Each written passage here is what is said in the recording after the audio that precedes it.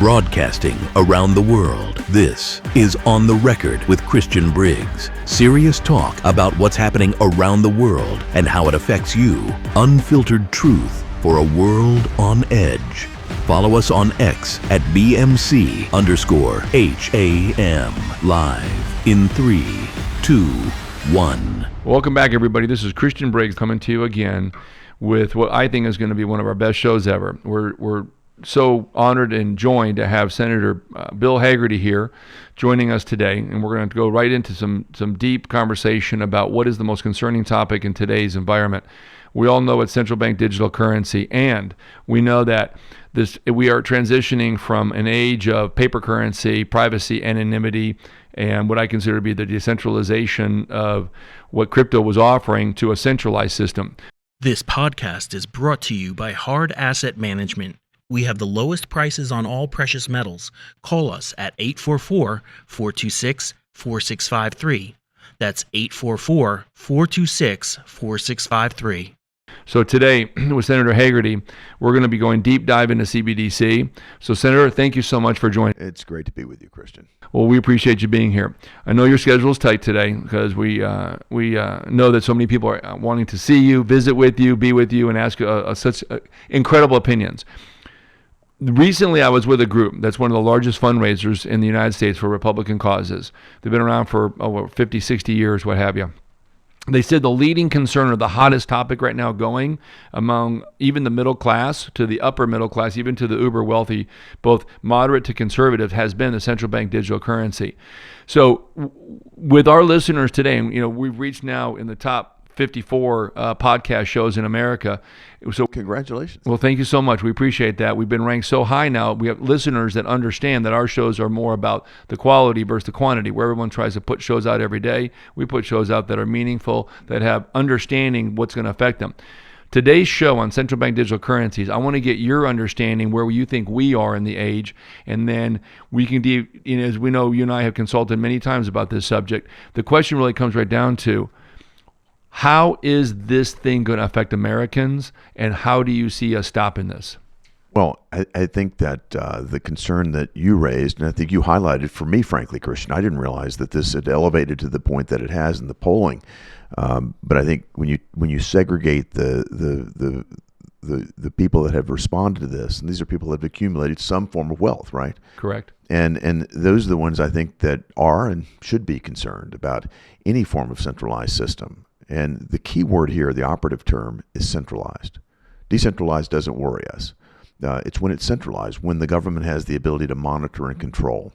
And I think you've seen with Operation Chokepoint, you've seen what happened with the Canadian truckers and other governments. I think what people are seeing, and they're seeing right through it, is that the government won't hesitate to use its power to decide what's permissible, what's not permissible. And if they can have a tool like this at their disposal, the potential for control, I think is downright frightening for many Americans. I agree with that. Now, I saw recently the mayor of New York was threatening the truckers who were protesting some of the things of which that her policies with the illegals and more importantly, some of the policies on hurting the trucking industry. She was threatening that the truckers don't deliver those goods and services to New York. She was going to cut off their bank accounts. So it goes right back to the same thing. Are we willing to give the government such control that allows them to be able to determine our way of life, and then that way of life, how we do that through control, surveillance, and containment? So I have another question here, because this is one of the top questions I get asked a lot is, your Senate bill, which was an incredibly well-written bill. I personally read it, and as you know, I have a former Trump administration attorney in House here now. She's great. Yeah, Mandy Gunasekara, who you know. A brilliant mind when it comes to the legal aspects of what we're trying to discern here. Can you tell us a little bit about what your bill covered and why it was so important? Because I'm getting a ton of questions asked. Why isn't this bill being pushed through? Because it gives and maintains Americans' freedom of liberties for monetary policy. I think you just summed it up as simply as I could. What this bill is designed to do, and I think what we're continuing to find the right avenue to put it forward, is to ensure American freedom at its very core, and to prevent the centralization and the basically the ability of the government to come in and have any type of control over the payment system in a way that they could, again, use an Operation Chokepoint 2.0 this time to, in any means, control Americans' behavior. The central bank digital currency is a vehicle that could be utilized to do that. My legislation aims to stop that from occurring. What we've got to do in terms of process is find a vehicle in the Senate and in the House that we can use that, as they say, is must-pass legislation. It will have to be appended to one of those, and on a standalone basis, I think it's more difficult to get it through, but we'll be looking for opportunities either way. The problem that I've got right now is that the gavel is in the hands of Chuck Schumer in the United States Senate. And what you've seen with the Democrats, certainly the Biden administration, is an aim to centralize everything they possibly can. They want control. You think about the candidate they put forward for the comptroller of the currency, Ms. Omarova. As soon as Silicon Valley Bank failed, she was calling for a centralized bank digital currency. And what you've got, a central bank digital currency, is just a tool, a means by which they disintermediate the banks, they put the government in control. And as I say, it's government control that I think most citizens are deeply, deeply concerned about right now. Yeah, so let's expand on her role. We know that there's been a number of people appointed, as well as kind of circumvented the confirmation process in the Senate because they couldn't get confirmed, like some of these you're talking about. But they did get jobs at the Federal Reserve, and we know that they want to basically nationalize the banks, have one centralized bank, centralized to where it's the central bank of the United States, where there is no private bank. Certainly the community and small banks are being hammered based on compliance and regulations that are so overburdensome. What do you think, in a realistic expectations, this Fed now, which is migrating commercial accounts from commercial banks onto their platform, which, as you know, Bankers Association people internally has said Fed now is a direct competitors to the commercial banks and the commercial banking industry. How fast can the Fed continue to do this? And what's the importance then of Trump winning to try to slow it, if not reverse the course of this? Well, I think you get a very clear sense when you hear Chairman Powell talk that the Fed's going to operate within its bounds. But then you see evidence like you just highlighted, and there is a bureaucracy there that is moving at a very different pace and scale. And I think that's being encouraged clearly by members of the Senate, by people in the Biden administration that want to see this type of centralized control. And we see this sort of schizophrenic posture. And I'll pick one of my colleagues, Elizabeth Warren, who is against any type of streamlining. She wants more regulations on the banks, everything that would lend to, putting smaller banks out of business and really consolidating banks into the very largest. But at the same time, she says she doesn't want to see the big banks get bigger. You can't have it both ways. I think deep down, what they want is to continue to regulate, to continue to control the banking system, and eventually be in a position to use the banking system to control our behavior. That is absolutely unacceptable. And any of these movements that you see, whether it be Fed now or just the broad blanket of regulation that tends to be imposed by a Democrat administration in particular, but there is a direction here that is very, very disquieting for Americans to see, their banking system just being enveloped by regulations that make it harder and harder for the smaller and medium-sized banks to survive. And then you've got a situation where you can have only large banks that can afford the compliance cost. There's scale associated with banking, and compliance is a scale-intensive aspect of the banking industry. And the more compliance requirements you have, the harder it is for the smaller and medium-sized banks to survive. So there's a real tendency toward consolidation here. And whether it be through the FedNow system or just through more large banks that they can control through heavy regulations, it should be deeply concerning to Americans. Yeah, well, we know that right now the liquidity facility what the Fed was offering closed on March 11th, March 12th, I guess, roughly, where now the Fed has stopped lending because they feel that the SVB debacle has been mitigated, the risk and all that. Yes. But here's the thing. But then yet you get the Bankers Association coming out saying, well, we want that liquidity. We need that. There'll be times during which are unpredictable that we may want to call upon the Fed for overnight lending. So why would they pull something when the banks are down to some of their lowest levels in liquidity right now? I think we need to be deeply, deeply cognizant of the risk that's in the system. And the fact is that we've got tools that can be used to pump liquidity in on an emergency basis. We should be testing those tools and utilizing them regularly rather than pulling back on them, in my view. So this is a matter that my staff and I are looking into more deeply right now. We'll continue to push on this to make certain that we're, again, trying to create the safest environment that we possibly can, but also have all the tools ready and at the disposal of the Fed when needed, so that we don't find ourselves in a situation of chaos or calamity. If you look back at SVB, there are a lot of reasons for that bank to have failed. Mismanagement is the primary reason. They didn't match their maturities. But also, the San Francisco Federal Reserve supervisors and the supervisors back in Washington were not doing their job. It frustrates me to no end that you've got regulators in San Francisco at the Fed there that are worried about writing papers on climate change, and they're not doing the basic fundamental job of bank oversight. They didn't escalate the issues high enough. Look, the president of SVB was on the board of directors of the San Francisco Federal Reserve. Somehow they didn't get this escalated. But we had at the very core is mismanagement. Then we had regulators that weren't doing their job. And then after the failure took place, we had just a complete debacle with the FDIC, who totally mismanaged the auction. We should have never wound up on Monday with no buyer. My understanding was they were back and forth. I could never get a straight answer. But I actually went to SVB's headquarters that weekend. I was in California. I drove there. I wanted to see how many people were working around the clock trying to save that bank and find a buyer. The parking lot was virtually empty. And when I asked the president of SVB after the fact, I said, "Where were you? I understand the management challenges here, but who knew the asset better than you? Were you engaged to help?" And he said, "We offered to help, and we were told our help wasn't needed." Again, I think it just comes back to gross mismanagement at the FDIC, and that's something I've been, again, pressing very hard to address as well. The FDIC's got some deep problems, managerial problems, that need to be addressed. Okay, so saying all that, then let's segue into this then. So we have central bank digital currency launches, and we'll call it a beta form with Citibank when they launch their digital assets.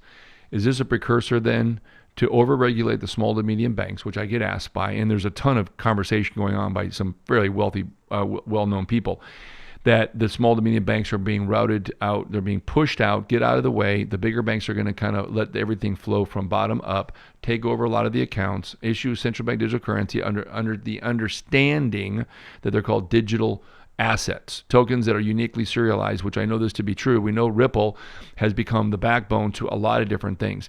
So are they trying to, as people within the Federal Reserve, which we know there's people there that don't believe in private banking, they believe in nationalizing all the banks. Could they be leading us down a path? Because we'll ask the question, could they be leading us down as a path to take the banking system, rebuild it as a centralized bank, issue central bank digital currency, and then be able to have that as the new monetary platform, the monetary policy? Usurp Congress's authority, don't issue the retail, issue commercial wholesale, which they must be doing, because the only way that Citibank could have launched digital assets is with the Fed's approval, because it is money, and that had to be centralized because it has to be peer-to-peer, so you follow the transaction from A to B, and then to be able to understand its simplicity but complexity. So are there people out there willfully trying to make sure that some of the banking industry flows up, get rid of the smaller ones, issue CBDC, and thus by default nationalize the system? You know, it's hard for me to say at this point. I'm not familiar with the details of Citibank's digital asset issuance, but I'd like to come back to a fundamental point that you raised, and that is the pressure on smaller banks and the large banks' competitive advantage. They call them too big to fail, but these banks that are deemed too big to fail basically have an implicit guarantee behind them, and that guarantee, particularly in times of concern or trouble, will cause assets to flee. And I think we saw that happen in the wake of Silicon Valley Bank's failure. It's probably continuing to happen at some pace. And we need to be deeply concerned about that because it's going to fundamentally change the nature. It's a natural tendency or natural pull, if you will. If there are concerns about a looming recession, concerns about bank failure, you name the variety of things that could come up that would cause a depositor to be concerned. One thing that the Fed has made clear is that if you're in one of these too big to fail banks, your deposits are covered and backed by the federal government. Not so clear if you're in a smaller or regional bank. And I think that has created a tremendous incentive for greater centralization.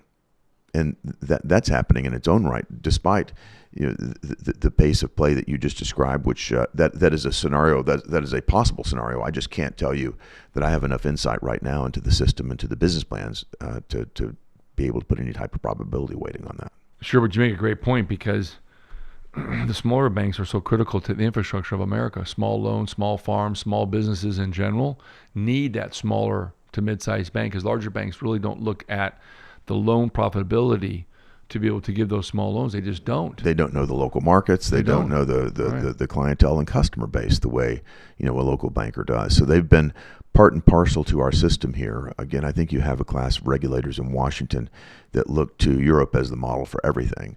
And there you see, a much more consolidated banking system. You also see an economy that doesn't thrive the way ours does. And I think if you ask anybody where they would choose to live, where they want to be, people are voting with their feet. People want to come to America. You look at Silicon Valley, you look at places where innovation occurs around the globe. Everybody seems to look to the United States, and we want to keep it that way. Correct. I couldn't agree more. I saw today that Biden's about to sign probably one of the hardest electric vehicle regulatory issues under the EPA that will mandate 70% all cars sold in America by starting in 2027 to 32, that they'll literally get rid of gas. It could literally get rid of gas and diesel by 32, 33, 34. Well, there'll be zero tolerance or zero sold, and that this is that literally could double or triple the cost of a car in theory. There was a whole article on it today. It goes back to the same thing. If you centralize power is where a handful of people control everybody. So if you do three things: transportation, healthcare, and of course money, what's left? Travel and leisure. Well, who cares? The other three are centralized, socialized. I know that there's a bill pending that's coming in the House for a single payer option on healthcare. Have you heard about this? I have not, but it doesn't surprise me. Yeah, there's a bill that has been put, not really a bill, but the concept is being pushed around where a bill will actually be introduced. It has been kind of quasi-introduced, but now they're going to probably take it to a next level, especially with the absence now of we're just leading by one Republican, one vote in the House, and that's on shaky ground here and recently with this Newsweek article. And in an executive branch that is led by Joe Biden in theory, but what we have is Bernie Sanders in terms of the policies that are coming out of this White House. So what you just described is not surprising to me at all. This is the kind of talk that's been around Washington for years, and Bernie Sanders has been at the point of the spear on this. So it wouldn't surprise me to see some legislation like this manifest itself, particularly if we lost control of the House and we suddenly had both legislative bodies back in the hands of Democrats. We'd see just more and more of these Marxist socialist policies that they have been pushing so hard for the past 3 years. No question. And I saw that SEMA and Manchin are not running again. Both of them have decided that they're going to move on. Is that correct? Yes, that's correct. That's correct. Would they then? Okay, hear me out on this theory, because again, theories are just that until there's proof positive conclusion. So, would, as Schumer has said, he's threatened to remove the filibuster God knows how many times, right? Mm-hmm. If we lose the House and we have one vote, and now with this Newsweek article that says that there up to 5 more are looking to resign, not run for re-election, but we're talking about actually resign, and we lose 1, 2, or 3 of those seats, and the House goes back, new Speaker of the House comes, Democrat side, and then they try to remove the filibuster. What's the downside SEMA and Manchin would face, because they were the two holdouts prior to, remember earlier in Biden's administration, and you were one of the toughest staunches, and you held your ground and got your colleagues, do not remove the filibuster, because it is not right to remove it, okay? Yeah. Well, I think what you'd see, and it's interesting, the filibuster is, just to give our listeners a little bit of context for this, the House operates on majority rule. 50 plus 1, 50% plus 1 gets it done in the House of Representatives. Things move quickly over there as a result. The Senate is supposed to be a more deliberative body, and the rule there, the filibuster rule, requires most legislation requires a 60-person vote. It's very rare that either party has a 60-person lead, so it basically requires bipartisanship to get something done. That's greatly frustrating to the executive branch, and most times, a new president comes in and wants to see their legislation pushed forward. They don't like the filibuster, but when President Trump took office, there was pressure at that point to remove the filibuster to get Republican priorities pushed through. And we had well over 30 Democrats sign a letter saying that the filibuster was absolutely critical to the function of the Senate and we should never do away with the filibuster. Yet when the Democrats take control, the only two people that stood their ground for the filibuster were Joe Manchin and Kyrsten Sinema. So those two people are both leaving the Senate if, heaven forbid, we don't take the Senate back in 2024, and I really do think we will. But if something happened that we did not have control of the Senate, we would not have Manchin and Sinema in those two positions. And if it were up to the, up to the other 49 of their colleagues, that the Senate right now is 51 Democrats. If the other 49 are still there, and they're joined by two more who want to do away with it, then here's what would happen: you would immediately see the Supreme Court packed. They don't like the composition of the Supreme Court, they'll just change it. They'll add enough Democrat appointees to dilute and go back to a very leftist type of structure on the Supreme Court that will destroy the Supreme Court, in my view. They're going to add new states, the District of Columbia, Puerto Rico. That will get them 4 more Senate seats and make their margin even greater and harder for us to overcome. You can imagine that if they're in charge in that manner, without the filibuster, they will be able to just ram through one policy after the other that will be massively detrimental to America. You think about where they'll go after they get the Supreme Court packed, after they get the states that they want created in Puerto Rico and D.C. My assumption is that they'll go to solidify something they all voted against just a couple of weeks ago, and that was my legislation that would prohibit illegal migrants from being counted for the purposes of allocating congressional districts and electoral votes. Every Democrat voted against me on that. They want to include illegal migrants in the allocation of congressional districts. They want to do it in the allocation of electoral votes. They need to do that because, and they are doing it because they locate the sanctuary cities in these blue states that are losing population. You think about it: New York, Illinois, Chicago, Illinois, California. Look at where the sanctuary cities are: New York City, Chicago, Los Angeles, San Francisco. These are acting as magnets. When somebody breaks the law to come into our country, and just since Joe Biden took office, some 10 million people it's estimated to have, where are they more likely to go? To a city that's pledged not to enforce the immigration laws. I think that we can be pretty certain that they're getting a disproportionate number of the people that have come to our country illegally. If those people are being counted for purposes of allocating congressional districts and electoral votes, that's more power in terms of determining who's going to be president. That's more power in the Congress for them. At the end of the day, this is all about power. And all of this argument about humanitarian needs and the type of country we want to be, well, the Democrats just proved what the motive is behind the crime at our border. The motive is they want more power. They want to influence by bringing people here illegally. They want to influence the allocation of electoral votes. They want to influence the allocation of congressional districts. And every single one of them voted against me on this and voted to keep counting illegal migrants and allocating this. So I think we know what they're doing, and they're going to continue doing that. They're going to make it even easier because they want to be in power permanently. They want to be the uniparty. And I think if we allow this to happen, we'll see even more destruction to our way of life here in America. Gold has more than doubled in just 5 years, rising from $1,700 an ounce in 2020 to over $3,800 an ounce by September 2025. That's a 124% gain, outperforming the market and proving why gold is the ultimate long-term hedge. As global debt soars and currencies weaken, central banks are hoarding gold at record pace. Why aren't you? Call 844-426-4653 or visit bmcham.com. Protect your future with real assets. Own gold now. There's something big happening to the world right now that almost no one is talking about. In the long term, this is going to change the way we all live our lives. We're talking about digital ID. Here's UK Prime Minister Keir Starmer talking about digital IDs. This government will make a new free-of-charge digital ID mandatory for the right to work by the end of this Parliament. Let me spell that out. You will not be able to work in the United Kingdom if you do not have digital ID. In the US, at least 25 states have already launched digital driver's license programs. That means you can now pull out your phone instead of your wallet when you check into a flight, for example. And in Europe, They passed a law last year that makes it a requirement for all member countries to roll out a national digital ID wallet by 2026. In China, they just launched their version this summer, which links it to their social credit system. Countries like South Korea, Singapore, Nigeria, the United Arab Emirates are already doing this with their digital IDs. The United Nations has made it one of their goals, quote, legal identity for all by 2030. And the people funding, and of course the World Economic Forum and the World Bank. And now Europe and the US are writing all of this into law. In just the last decade, the number of national digital ID programs have doubled.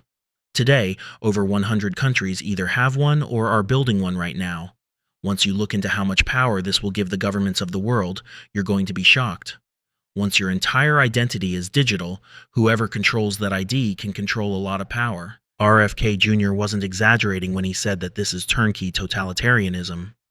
It lays the groundwork for global medical surveillance of every human being. A digital ID is a secure electronic form of ID that verifies who you are. Usually it's built on top of an app on your phone, and inside that app is all your personal information, which is then verified by a trusted authority like a company or a government. But there is a big difference between the physical version and the digital one, because digital IDs use something called biometric data, which are things like your facial recognition or fingerprints with cryptographic encryption, so they are a lot harder to fake. And once you've been verified that ID becomes reusable, that means you don't have to keep handing over your passport or your license to different companies, or even go to the DMV. You can just share that specific piece of information that they need. So, for example, if a bar needs to know that you're over 21, the app could just say yes. This person is old enough without necessarily revealing your exact details, your birthday, or your full ID number. So on paper, it sounds like a convenient thing to have. It's more secure. There's less information floating around, so less chance for fraud. But as you're about to find out, you're going to realize that when you centralize that much power, the question becomes, what can they do with it? Because while governments and tech companies present this as a convenient and secure thing to have, the actual way it's already being used in some countries is a very different story. Here's Larry Ellison on predicting AI-powered surveillance in the future. We're constantly watching and recording everything that's going on. Citizens will be on their best behavior because we're constantly recording and reporting everything that's going on. Take China, for example. Just this summer, they launched their National Digital ID app. But instead of it just being an upgrade from physical to digital, they tied it to their social credit system. That means their digital ID is not just proof of who they are, but it's also connected to things like their financial history, travel rights, and even their online activity. So what that means is if the government doesn't like what they're doing or doesn't like what they're saying online, or maybe what they're buying, they could restrict your ability to travel, to buy those things, or to access certain social services. Here is a sound clip from a recent news article. After being sued for defamation by the subject of a story he'd written, he was blacklisted. He only realised when he tried to buy a train ticket and was told he was banned from travelling. If you didn't get a vaccine that the government mandated, you can't use public transportation. Here is another sound clip from a recent news article. They would immediately detect that and send you a notification, and they would deduct money from your what they call WeChat account. They use two main apps, WeChat and Alipay. So you can actually deduct your money directly from your account. There were reports of elderly people and workers who were denied food and pensions because their fingerprint scanners stopped working. So if the system doesn't recognize you, you don't get food. Here's a TikTok post that recently went viral. And I have to pass facial recognition identity verification, which is insane because all I want to do is just spend my gift card balance on this debit card. In the European Union, for example, they already passed something called eIDAS 2.0, which is a law that basically makes it a requirement for all countries in the European Union to offer a national digital ID wallet by 2026. Here's a promotional video explaining eIDAS. eIDAS is a short name for Electronic Identification, Authentication, and Trust Services. The second amendment to this eIDAS draft, which came out in 2014, is now in draft form. It came out in 2021 and should have new legal and technical requirements that will be ready, hopefully, we're expecting. It affects all European member states and EEA countries. The residents, citizens, and businesses of member states will be able to offer a digital identity that can be stored on a device and reused. It's yet to be determined by each member state how this digital identity will be issued, either by government mandate or commissioned by a private industry company against certification. It is one of the first frameworks globally to offer the legal and technical requirements for a digital identity and its storage and reuse. Users will be able to attest other attributes, for example, licenses, certificates, health information, onto this digital identity wallet, and it can be used for both public and private sector services. The best thing to do is to be ready for the compliance requirements that will be coming into effect sometime in the next few years. So in just about a year or two, every single person in Europe will have access to one government-backed app that can log you into your bank and pay your taxes. And it's being sold as kind of a universal login for life in Europe. In the UK, for example, there's Prime Minister Keir Starmer. He wants to make these digital IDs a mandatory requirement for everyone. We need to be really clear. You must have ID, mandatory digital ID, in order to work, because we have to stop illegal working. Now, here in the United States, we don't have one national system yet, but we're getting a lot closer. At least 25 states already have mobile driver's license, and 20 others are working on them. And even tech companies like Uber and Amazon are starting to accept them. Here's a soundbite from Bill Gates. Because you're anonymous online, it can be worse. I do think over time, with things like deep fakes, most of the time you're online, you're going to want to be in an environment where the people are truly identified. That is, they're connected to a real world identity that you trust, instead of just people saying whatever they want. If the system is trying to protect us from fraud or illegal immigration, then the current system that we have today should be working. But it's not. So an extra layer of this identification is going to do very little to stop it. When UK Prime Minister Keir Starmer sat down for an interview with the BBC, the reporter asked him this question. Why do you think that them having to have a digital ID would stop that problem, when right now people are meant to have a national insurance number and card, and if they're not asked for that, a boss is willing already to break the rules? What's the difference going to be? That's exactly right. If they're not willing to ask for their current credentials, what makes them think a digital ID will do anything to change that? He didn't really have a good answer for that, because there is no good answer. So if we allow this to happen, it's going to fundamentally change the balance of power between people, governments, and corporations. And not for the better, unfortunately. But yes, it will be more convenient for people as long as you don't get out of line or say something someone doesn't like. Here's a soundbite from Reform UK leader Nigel Farage. All that digital ID will be is a means of controlling the population, of telling us what we can and can't do, of fining the innocent. And didn't we see it all when we had the pandemic, when you had to have vaccine ID to travel, to do various things? Did that stop the COVID pandemic spreading? Did it hell? All it did was put cost and inconvenience on everybody else. I also worry about massive data banks being held by the government, being hacked by foreign governments, by private companies, by criminals. I do not see a single benefit to the government having digital ID other than them controlling what we do, what we spend, and where we go. One thing to make a note is, now I've talked to obviously other members of Congress, and they have said behind closed doors there are some Democrats that do not want this type of migration, this open border policy. They do not want central bank digital currencies. They do not want this communist Marxist takeover. They're more moderate, but they know that if they don't vote along with their party colleagues, they'll just be run out of town. They'll be destroyed. Yeah. Where does the backbone start? I mean, obviously, somebody up there on the Democrat side has to say enough is enough. Is it because they're more worried about the aftermath, what could happen? Or are they more worried about things of other, that we're missing something here? Why wouldn't they want to stand up for what the Constitution has given us so much, and yet they're trying to take most of it away? Who over there in the Democrats do you think, and I'm not going to say names with that, but don't you think at some point some of these people are going to say, Uncle, I'm tapping out? It's hard to say. Again, the Democrats' motivation, and I think if you just looked at that vote that I just described, if every one of them are voting to have illegal migrants counted as a means of allocating congressional districts, look, you think about it, they make some sort of vague constitutional argument that, well, the term person is what's used there, a people. That term is interpreted in a variety of ways in the U.S. Constitution. What they voted for directly goes against the notion of one person, one vote, which is embedded in the Constitution. And our citizens' votes are diluted when you allow people that come here illegally to leverage up the power, if you will, in a particular congressional district. We don't count people that are serving as diplomats here. We don't count people that are here on vacation. I mean, where does it stop? Somebody comes in here illegally, that you're going to count them. Why not just count everybody that's here vacationing? That's a good point. At some point, you just got to bring reason to this. This makes no sense at all.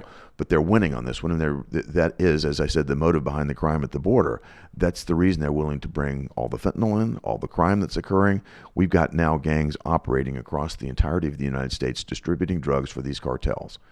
They have invited this. They've encouraged it. And now what we're seeing is, the number one cause of death for young people between the ages of 18 and 45 in America, drug overdose. Most of it fentanyl coming across the southern border. The human trafficking, what I've seen down there is I haven't seen the result, but what I've been told about that has occurred there, I won't go into on this podcast, but it is terrible what's happening, particularly to young girls, as they are basically being managed by these gangs, and it's happening, right here in America. It's happening right here in Tennessee under our noses. I've met with the Tennessee Bureau of Investigation. These gangs are operating here in Tennessee, as I'm sure they're operating in every other state in the nation, with human trafficking, prostitution rings. These are people that are basically enslaved, and the Democrat Party is willing to facilitate all of this just because they want power. Power for what? That's the question. What is it you ultimately gain? It gets back to the root of this podcast today. It's control. It's control. And whether it's control of our currency and our financial transactions, control of our healthcare system, as you described, whether it's Joe Biden trying to control what car we can drive, it's all about control at the end of the day. And you've got an arrogance embedded in all of this that they must sincerely believe that they know better than the rest of us. And, it's the coastal elites that call us a flyover state right here in Tennessee. It's an arrogance that I don't understand. I certainly don't agree with. But the American public can see it. They're tired of it. And I think if you ask yourself, why are people pushing back so hard? Why is Donald Trump so popular right now? You can understand it when you see the way people are reacting to this arrogance. No, I know. I saw I'm gonna do some comedy here. I saw 2 rallies that Joe Biden went to. I saw one that Kamala Harris went to. 36 people on average on both of those Biden rallies, and I think 16 or 17 showed up for Kamala. And Trump's selling out arenas and like 60,000 people. It's so few people want to control all of us in such a way that is so detrimental to our way of life. They always say is that when you allow someone just a little bit, what was that old saying that Ben Franklin talked about and Thomas Jefferson about the liberties and the freedom, and you'll give up a little bit more for safety. And then Obama was out there saying, if you'll just give me a little bit of your freedom, I'll make sure you're more safe. I'm taking it to easily understand it with the layman terms. But what's the next step? What do we got to do to get Trump in that White House? What's our motto? Well, if the election were held today, Trump would win. I think the American public have moved. You look at every battleground state. I went through the numbers last Friday. Right. I think that Trump is in an excellent position right now. He just needs to stay the course. We need to win the Senate. Right. I'm optimistic that we can do it because the Democrats are defending 23 seats this time. As you know, a third of the Senate is up every 2 years. Right. There are 100 of us in total, but it's every 2 years you've got 34 or 33 senators that are up for re-election. The Democrats have to defend more than twice as many seats as we do, so they're going to be spread thin. 3 of those senators are serving in red states. 3 of those Democrats are serving in red states. Joe Manchin has already read the writing on the wall. He's not going to run again. You've got also Montana and Ohio that are both going to go strong red in the presidential race. So West Virginia, that's going to be a Republican senator right now. Montana, every reason to expect that we'll have a new senator there as well. In Ohio, be tougher. They'll probably be high single digits, red state there in Ohio. But I think we got a very good chance to win Ohio. Also, there are other states that I think should be and could be in play on the map as well. We could have a very good year if you look at Wisconsin, Michigan, Arizona, Nevada. Maryland now looks very good for Republicans. There are, I'm probably missing a state, but I think those states look very good for us. We're going to have, a real fight in Texas again this year. Democrats going to put a lot of money into Texas. Is this against Ted Cruz? Yes. Yeah. Who's their opponent? Allred is the name of the opponent, who's been raising a lot of money, and I'm sure Chuck Schumer. The Democrats always seem to have an advantage when it comes to fundraising. Why is this? Rich West Coast donors, rich New York donors. I'm not sure specifically how all of that works. Plus, all of these small dollar contributions that they're able to generate through this Act Blue. Right. It just feels like the Republicans are playing catch up here, and I think if you think about the psyche of a Republican voter, we just want the government to leave us alone. Right. We want the government to be out of our hair, whereas the Democrats want the government to control everything, as you say. And I don't know why that means that they do better on fundraising, but perhaps people believe that if they can contribute to the government, they can help control the government, and they can help have a say in how it comes out. I'm not sure, but whatever the motivation may be, the Democrats have enjoyed a greater fundraising advantage. I think our advantage has to do with our message. Yeah. And the fact is that at the very core, Americans are freedom-loving people. And if we talk about prosperity, liberty, and freedom, I think we're going to see great results in 2024, both for the presidency, in the Senate, and hopefully in the House as well. Well, we have to win. We can't go backwards. We can't do another 4 years of this. I was looking at Friday. There was an article that said that here, I'm going to pull it up. An article that basically said that right now, under the current policies of the current administration, right here it says Biden new regs will cost up to $25,000 per home to comply, and this isn't going to be a one-time 4 years. This will be every year. So you have a $2,000. We know inflation right now is kicking ass right now with families about $1,100 a month, give or take, right? Mm-hmm.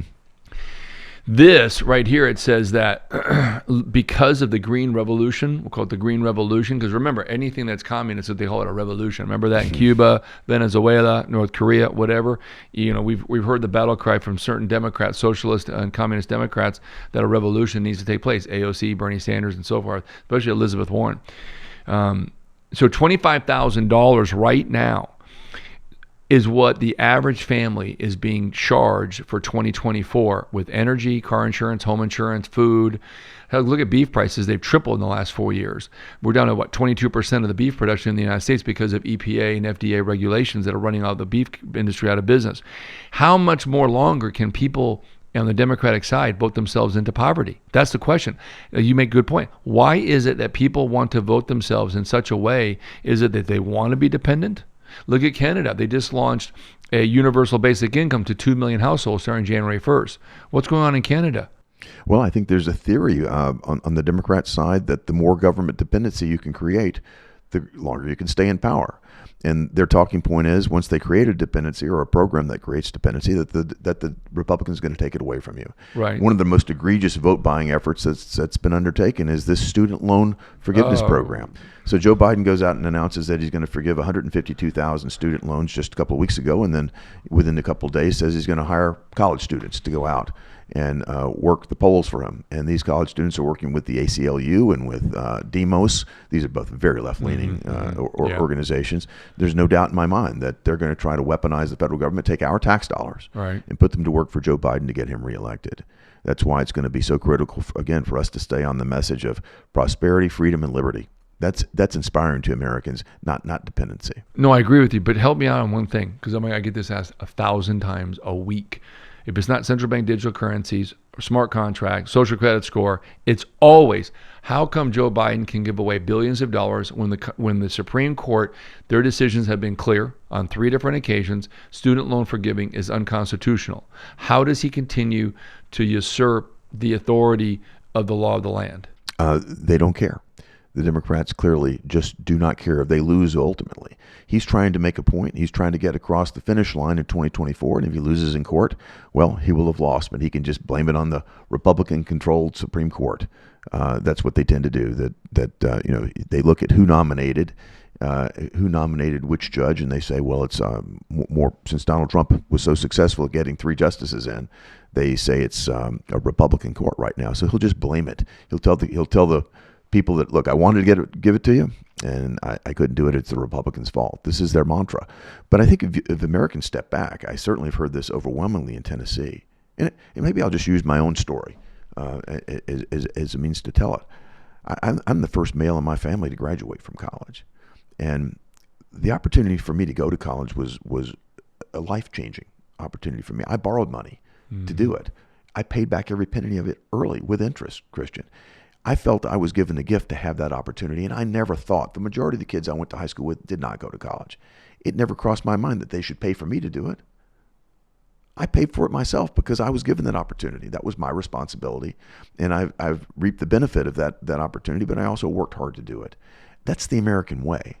And when people hear that Joe Biden is going to enrich 13% of the population that have these student loans, the rest of us are all asking, why in the hell should we be paying for this? Why shouldn't the people that had the benefit of that opportunity pay for it? And I think the reason is pretty simple. He's just going out and trying to find this pocket, that pocket, and the other pocket of people that he can split off and divide out and somehow, in this case, just clearly bribe them to want to vote for him. But the whole point is, between Supreme Court and their decisions, the law of the land is clear. It's unconstitutional. You're buying votes from people, and I did read this, and help, you may add to this, that the majority of the student loans is in a professional industry, right? Doctors, lawyers, CPAs, who make a great deal of money. The majority of the loans that otherwise would be considered, they're not really low-income people. It's a very small amount of the $1.3 trillion in student loan debt. It's a very small amount of loans. A lot of the younger, I come from underprivileged area. I mean, I know this. I come from low-income single mother being raised and all that stuff. They go to community colleges, they get grants, they find ways a lot of times to fulfill any kind of financial requirements. But the top end, you're forgiving stuff by, very wealthy people. The Democrats have become the party of the elites. Have you noticed this? Oh, yes, I absolutely have. And if you think about their donor base, right? If you think about their friends in the media, these are very, very rich people. Mark Zuckerberg has the capacity to put $450 million into the race to help Joe Biden in 2020.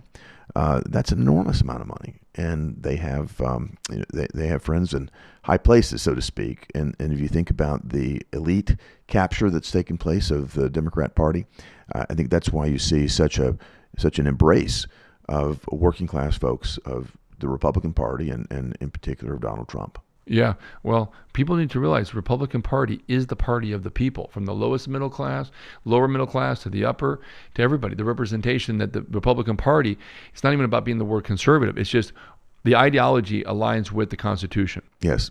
And if you love liberty and if you love freedom and opportunity, then you're going to be voting Republican. Right. And if you like centralized control, the government telling you what to do, independency, well, you should be voting Democrat. Then. Right. I've said it before. If you want to vote yourself into poverty and control, you said it also, vote Democrat.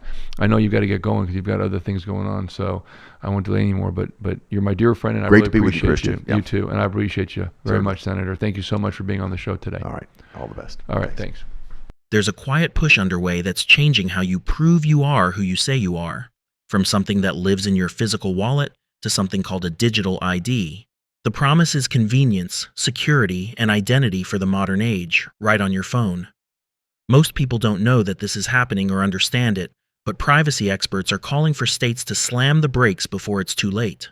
Jay Stanley from the ACLU explains their biggest concern. There's a real potential here for this to become a tracking infrastructure that allows the government to track us or allows companies to track us. What we're trying to do, which is raise the alarm, start yelling and screaming about this and saying, like, look, we're building something that's very dangerous here for civil liberties. So what's the purpose of something like a digital ID?